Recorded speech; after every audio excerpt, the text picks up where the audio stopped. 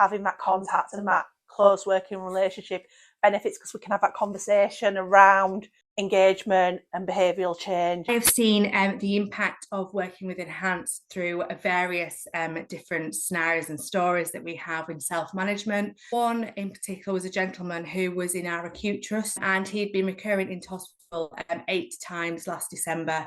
When I went to see this gentleman around his clinical task, I had a conversation with him not just about clinical, but also around home and what was home like for him. He had no heating at home, his battery on his scooter had run out, he'd got no food or microwave available, so he was coming into hospital for that safety, which isn't uncommon for us in the NHS, but we often worry, so we don't discharge, so we keep these people in because we have nowhere to send these people to, but through the partnership working of Enhance, I was able to pick up the phone, speak to Enhance provider and say, this is the situation with this gentleman, what can we do together, because the right place is at home, not the hospital, for this gentleman.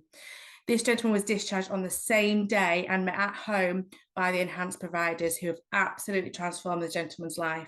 He is now having hot meals at home, he attends a social group, he has a battery in his scooter, and touch wood, he has not gone back into hospital since last December, other than for appointments. For us, we'd always work with an individual that's enabled and that will engage quite easily with different sectors. We've got one gentleman in particular who is not trusting of any professionals. He had a phobia of the hospital setting. By having the Enhanced team working with him, we've kind of knocked down them barriers, haven't we? The Enhanced team would take him to hospital appointments, breaking down what the professional was saying in simpler terms, has helped him and just helped his health. We don't only do home visits for befriending or making their social connection, we also empower them. Empowering people to keep getting out, to keep engaging the communities. If they're doing that, the wounds and everything else are more likely to heal. They're up, they're about, they're looking after themselves, they're mobilising. People who engage socially, they're active with their physical and mental health, it does help the other parts of their health. It's that intervene, medical care and social support kind of all working together. That more personalised care of what that individual needs at that time with the third sector organisations, which when it's in a task, we don't get that. Helping people to make a behaviour change. If we have spent quality time with them, they can make changes to live independently and be more mobile. A lady that was seen by one of our staff nurses, she'd just gone out to do a routine initial assessment for wound care. And while she was there, it became really obvious that this lady was having suicidal ideations.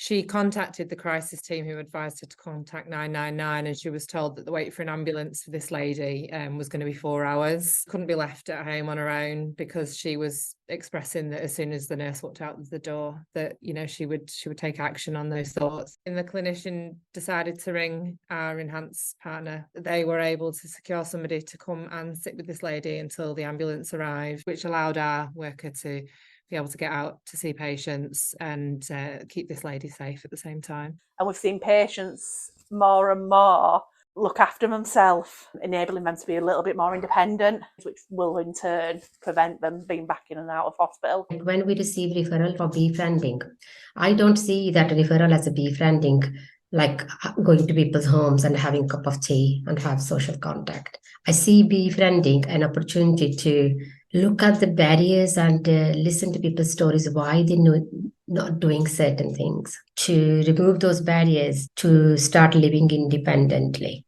And then we help them to do those things which matters to them.